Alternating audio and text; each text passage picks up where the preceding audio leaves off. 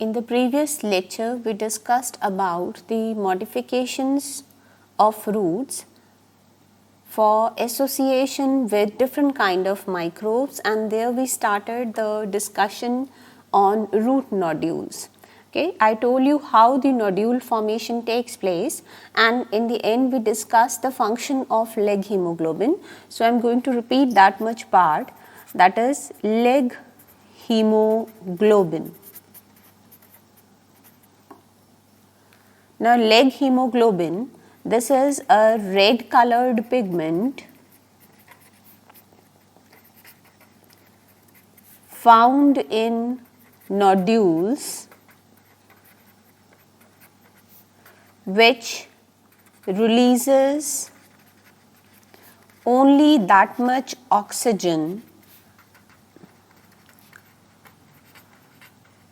as required by bacteria for respiration.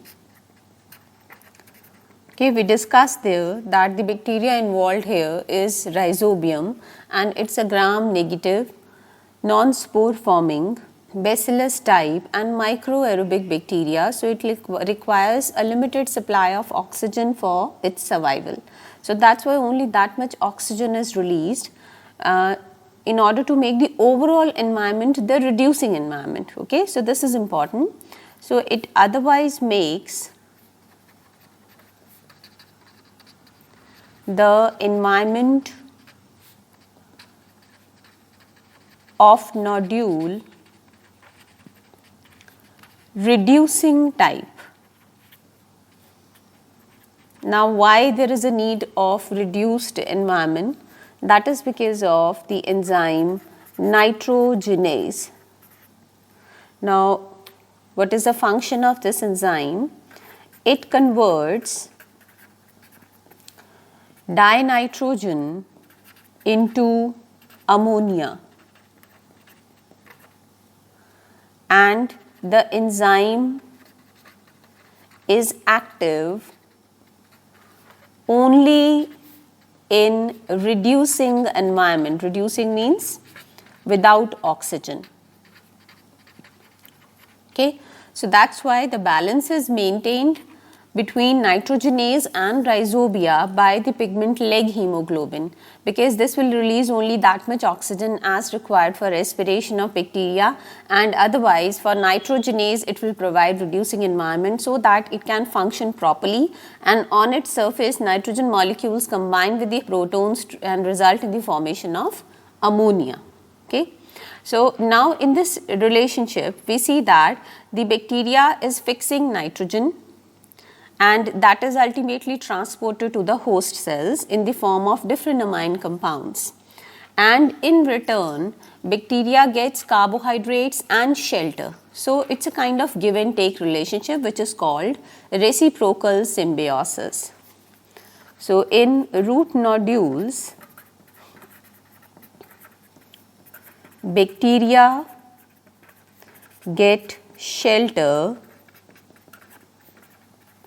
and carbohydrates as food, and in return host plant gets amino compounds. Thus, there is give and take relationship which is called reciprocal symbiosis.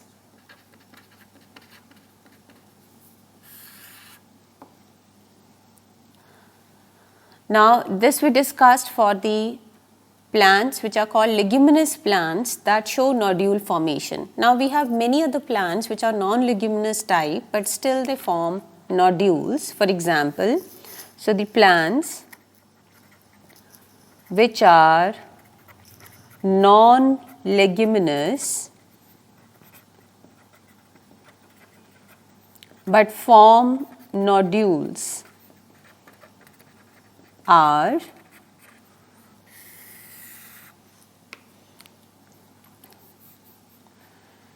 Elnus, Jingo, Casuarina. So this includes gymno as well as angiosperms, and they are in association with Frankia. It's a soil bacterium. Then another example is Parasaponia. It's in association with Rhizobium.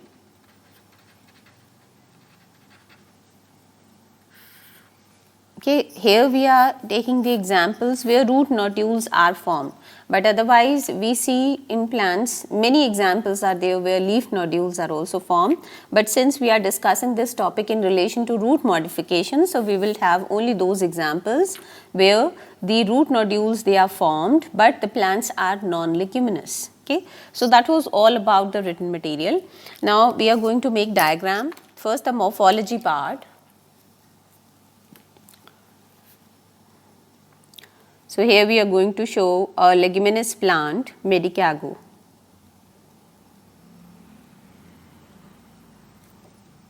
It has long petioles.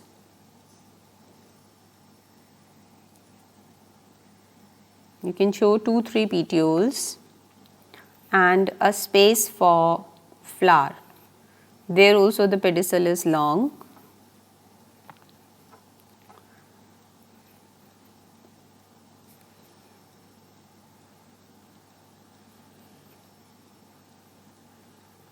Taproot system with primary, secondary, tertiary roots and rootlets.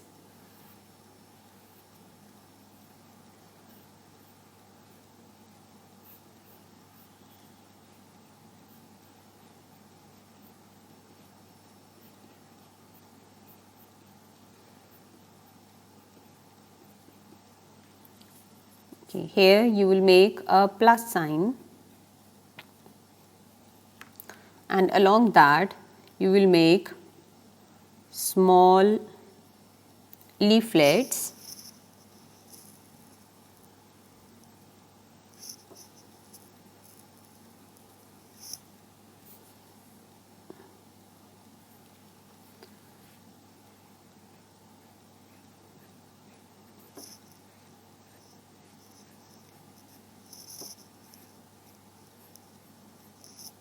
Similarly, you will draw here also.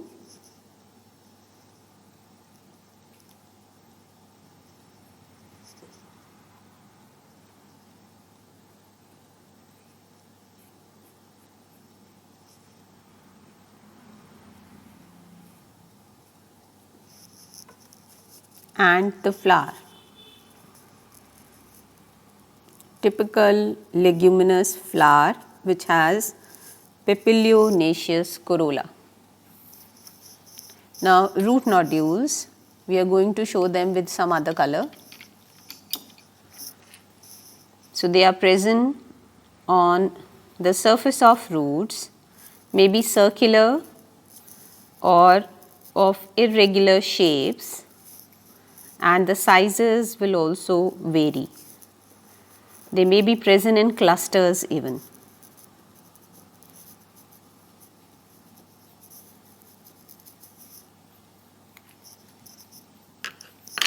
So these are nodules.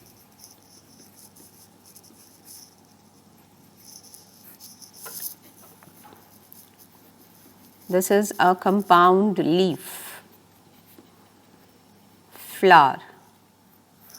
So a plant showing nodulated roots. Okay, so in morphology you will make this diagram. Then for the anatomy part, one diagram will be the structure of bacteroids and the second will be the cross section. So, if we cut cross section of this part, the cross section of root along with the nodule cell, though how it will appear. Okay. So, we are going to make a line as well as a cellular diagram, mixed one. Okay, the original cross section of the root is very small. So, you will make a small circle and with that from its one end you will make a large structure which is nodule. So, epidermis,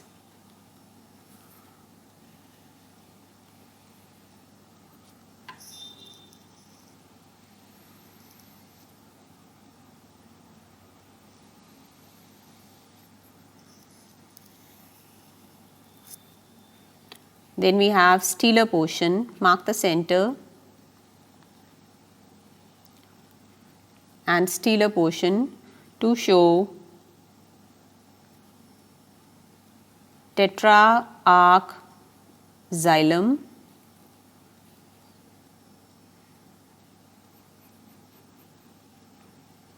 then the alternate patches of phloem,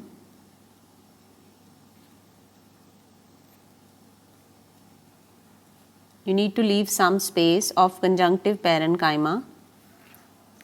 Okay. And the first line we assume that is pericycle and the second line is endodermis.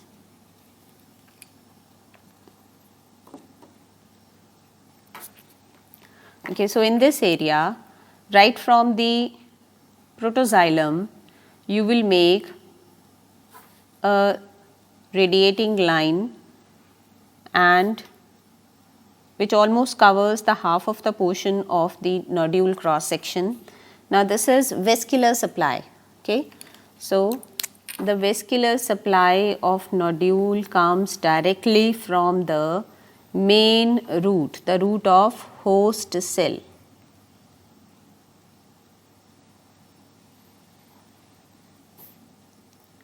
So, we will make it double.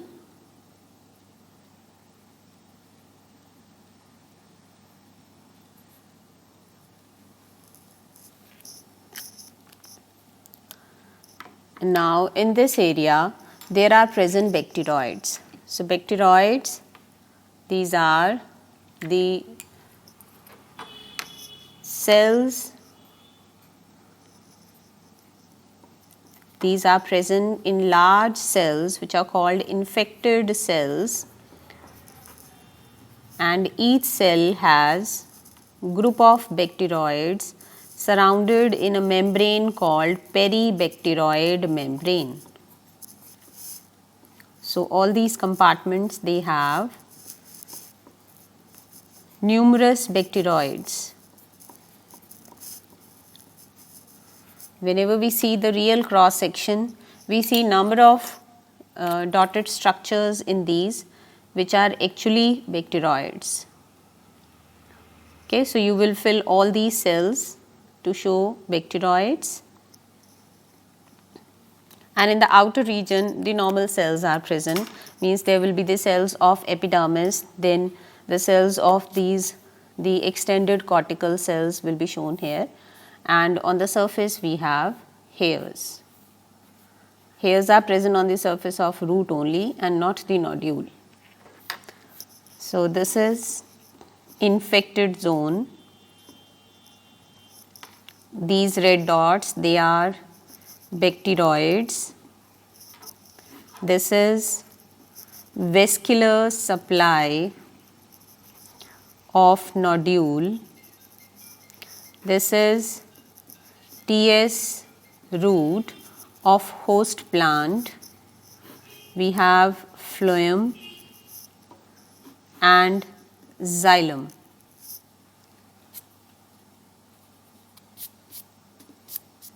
So, it is the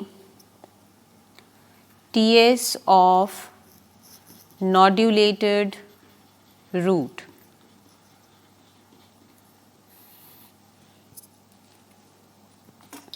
Now if we see this one cell,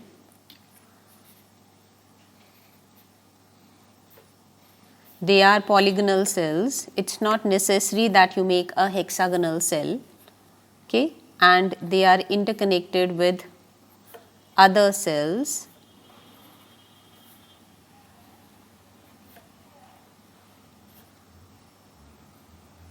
So in these areas there are present the group of bacteroids. Okay, there we marked with the dots, but actually these are structures which are covered in a separate membrane. So inside these we have irregular, okay, as we mentioned in the previous lecture,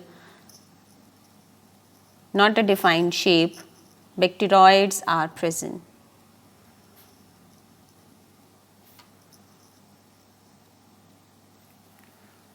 And in the area outside we have the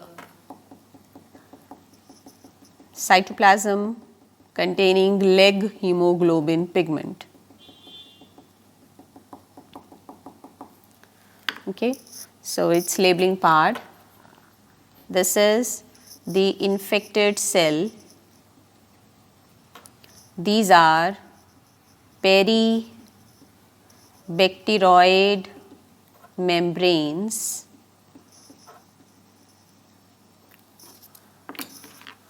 Then inside these we have bacteroids, and the ground substance has pigment leg hemoglobin. So this is the enlarged cell of nodule, okay, and the overall reaction, how the nitrogen fixation takes place here, that the nitrogen molecule combines with protons and result in the formation of ammonia, which will be later on converted to the amino compounds, and hydrogen gas is released.